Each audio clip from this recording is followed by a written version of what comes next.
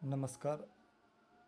आज आम्ही जे नरेगा जॉब कार्डच्या माध्यमातून जे मास्टर काढतो त्या मास्टरच्या बाबतीत सर्वांना काही संभ्रम निर्माण होत आहे.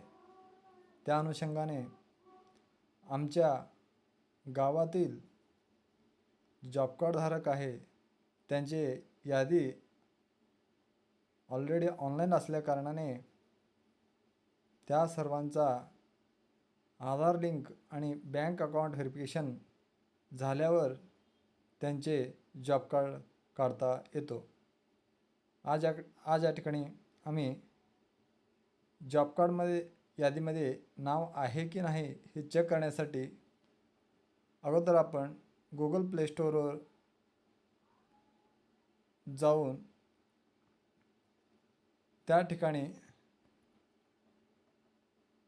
नरेगा ॲप्लिकेशन शोधायचं आहे.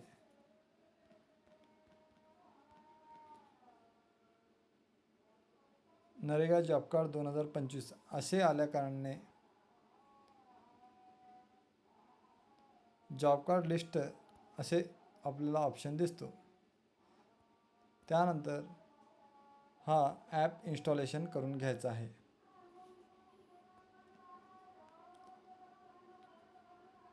त्यानंतर गुगल क्रोममध्ये नरेगा असे लिहिल्यावर नरेगा वेबसाईट ओपन होतो. या ठिकाणी महात्मा गांधी नरेगा असं एक ऑप्शन येईल, त्यावर क्लिक करून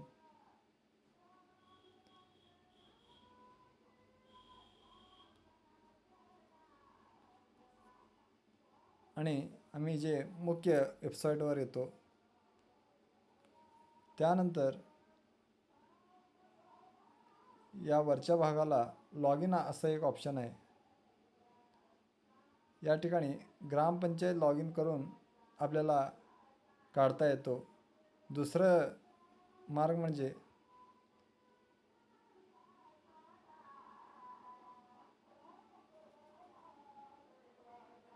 वरच्या बाजूला की फॅक्चर असे एक ऑप्शन आहे. त्यानंतर रिपोर्ट हा ऑप्शन येतो. स्टेट या लेवलवर क्लिक करून स्टेट रिपोर्टमध्ये क्लिक करून आपल्याला या ठिकाणी सर्व राज्य दिसतो. महाराष्ट्र राज्य निवडून आणि महाराष्ट्र राज्य निवडल्यावर या ठिकाणी सोलापूर जिल्हा असे निवडायचं आहे. सोलापूर जिल्हा हा निवडल्यानंतर 11 तालुके आपल्याला दिसून येईल.